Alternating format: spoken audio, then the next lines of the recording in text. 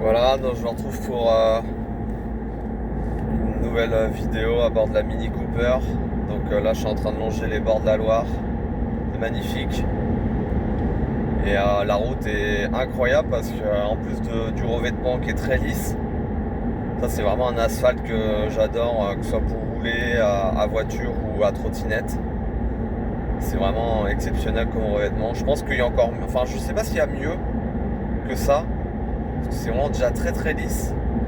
Et la particularité vraiment de cette route, donc là je suis sur une route, je sais même pas ce que c'est une départementale.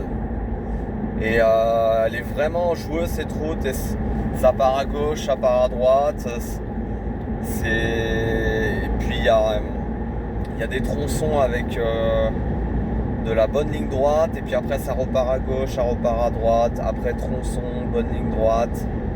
Et c'est ainsi de suite. En fait, c'est la route ni plus ni moins qui suit le lit de la Loire en fait. Et non, c'est vraiment un plaisir de tester la voiture dans ces conditions-là. Donc là, je suis en 5e. On peut vraiment laisser la 5e assez longtemps. Là, je passe en 6e. Ah, c'est exceptionnel.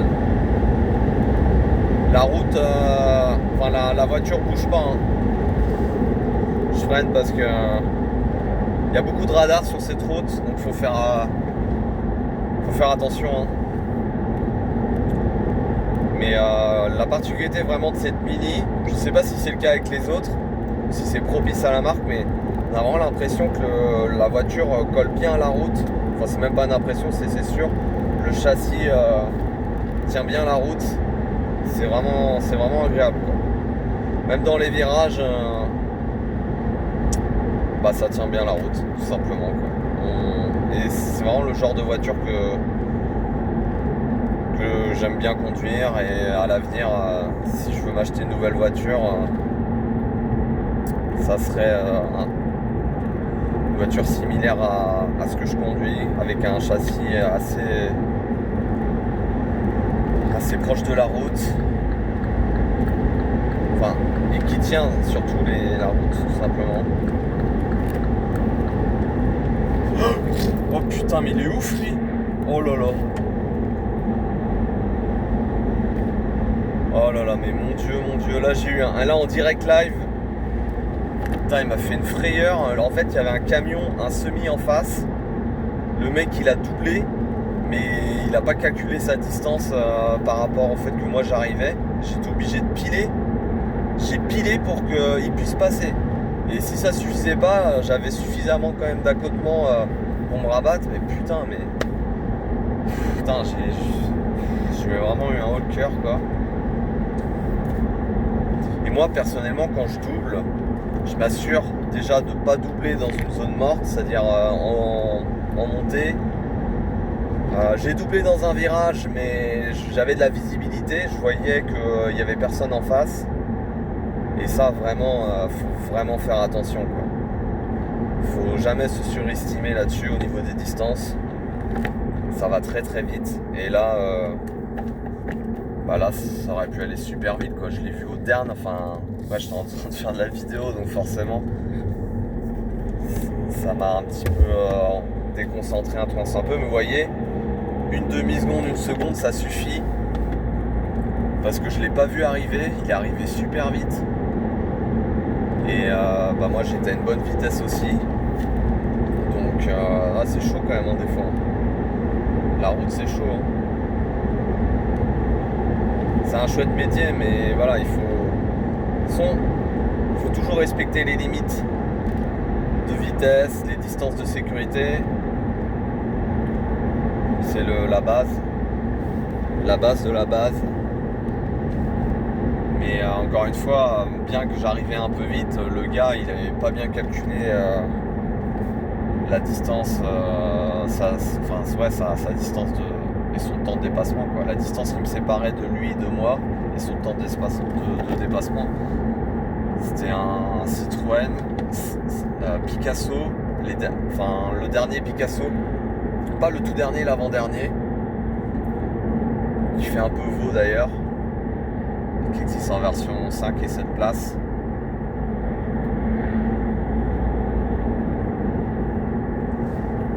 Donc là je suis en quatrième. Je suis en quatrième, mais vraiment quatrième il y a de la reprise, cinquième il y a de la reprise. Bon, bien sûr après une fois qu'on est en sixième il y a un peu moins de reprise, mais je vais laisser encore un petit peu tourner la vidéo et puis après je vais arrêter parce que je vais arriver chez le client. Là il y a un autre radar là sur la route. Et les radars, maintenant ils mettent des radars gigantesques. C'est soit des bunkers, espèce de petits blocos là. Ça c'est vraiment les pires. Et puis il y a ceux qui sont en mode fixés sur un poteau noir. Ils sont immenses les trucs, ils doivent faire 3 mètres et demi de hauteur. Et franchement on les voit de très loin, donc pour le coup c'est bien, mais ça fait vraiment la sensation on vous contrôle, faites attention, ça fait un peu radar répressif en fait. Répressif et dissuasif. Ça pour le coup, là ça fonctionne bien quoi. Il y a encore les petits boîtiers à l'ancienne, les boîtiers de radar gris. Mais ça pour le coup au final ils sont très sournois parce qu'ils sont tout petits. Donc on les voit pas forcément très bien. Mais voilà, maintenant la plupart ils sont remplacés je pense par les bunkers qui pour le coup sont très furtifs ceux-là aussi. Mais ils sont aussi remplacés par ceux que je vous ai dit là qui font 3 km de haut. Voilà là, dans quel monde on vit, dans quelle France on vit. Alors moi encore une fois, mon propos c'est de dire surtout que moi je suis pas contre les radars. Même au contraire, je trouve que c'est bien pour assurer la sécurité des usagers de la route, de nous tous. Par contre, faut pas abuser les gars, vous en mettez trop sur une route. Je sais pas c'est quoi la moyenne maintenant de radars par tronçon. Ça serait intéressant de savoir combien il y a de radars en France, mais c'est sûr il y en a beaucoup trop. Il y en a beaucoup trop, on passe son temps à regarder, voilà. Moi je parle, il y en a un petit là.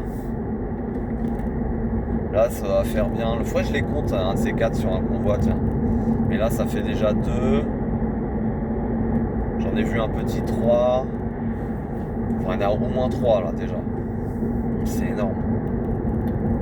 Énorme. Ah trop cool, j'arrive bientôt. C'est magnifique. On voit vraiment la Loire là sur la droite. Je vois la Loire sur la droite. C'est magnifique. C'est chouette.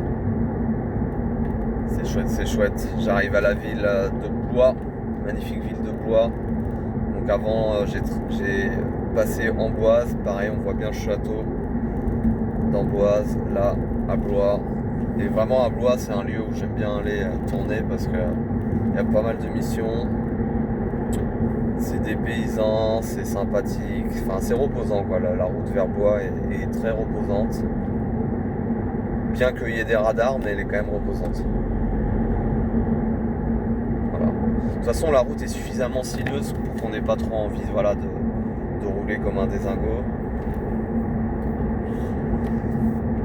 Elle en reste belle, mais il y a des tronçons où ça tourne bien, donc ça zigzague bien. Donc ça invite pas entre guillemets à se faire plaisir. C'est ce que je veux dire par là.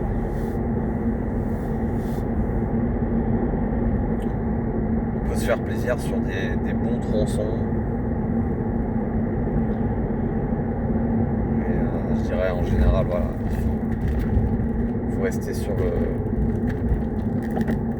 le qui-vive tout simplement. Faut rester attentif en voiture, c'est ça. Moi en toute honnêteté je roule, la plupart des convois que je fais en vrai je mets quasiment plus la musique maintenant. Je reste vraiment concentré sur ce qui se passe devant moi sur la route. J'ai mon GPS que je regarde de temps en temps pour voir si je suis bien l'itinéraire et puis c'est tout quoi. Le reste du temps je regarde devant moi. logique, hein. La vitesse à laquelle bien sûr je roule. J'essaie de respecter quand j'ai une indication de rapport à passer, à respecter ça aussi, parce que je sais que je m'améliore au niveau de tout simplement de mes rapports à passer. Ça c'est vraiment bien. Ouais. Au début ça me saoulait cette indication électronique du rapport à respecter. Mais en vrai je trouve que c'est pas mal. Je pense que c'est logique même. Je pense pour optimiser la puissance du moteur, il faut passer le rapport quand l'ordinateur électronique nous dit de passer le rapport. Et inversement, quand on est sur une décélération, il va nous dire justement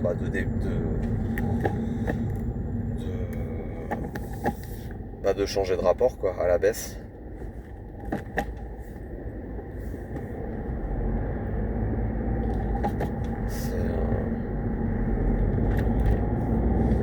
Voilà, c'est à droite.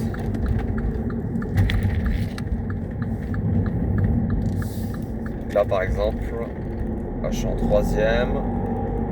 Je suis en troisième à 60 km/h. Je pousse à 80. Ah ouais, là d'accord. Donc j'arrive à 90, il me dit direct la cinquième.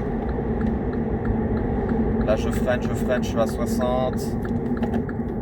Ah, ça y est, à 60, il me dit de passer la quatrième, là la troisième. Donc là c'est normal, ok. Est-ce que j'arrive bientôt? Ouais, je vais arriver bientôt.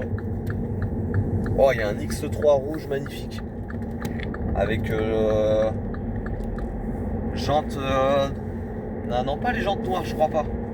Enfin bref, X3 d'un rouge magnifique. Mais vraiment... tip top. Un X3, j'en ai conduit un en hybride. Pour un client aussi. Et c'était vraiment une voiture sympa aussi. Mais c'était le nouveau X3. Moi je préfère l'ancien. Quoique je sais pas, il y a match. Mais vraiment il est vraiment sympa. Faut que je regarde bien les jantes si c'est bien ça. Ouais, elles ont l'air d'être bien noires. Stylé. Ouais, c'est concession de piste Citroën. Il y a DS Store aussi. J'arrive dans combien de temps? J'arrive bientôt hein. Tant mieux j'ai envie de dire. Après 6 heures de route. 2 heures de route pour aller chercher la Mini avec ma voiture. Et là 3h30 pour faire la liaison comme j'ai expliqué dans la vidéo au début de Niort, enfin au nord-ouest de Niort, vers le bled du client. Vineuil exactement. Vineuil.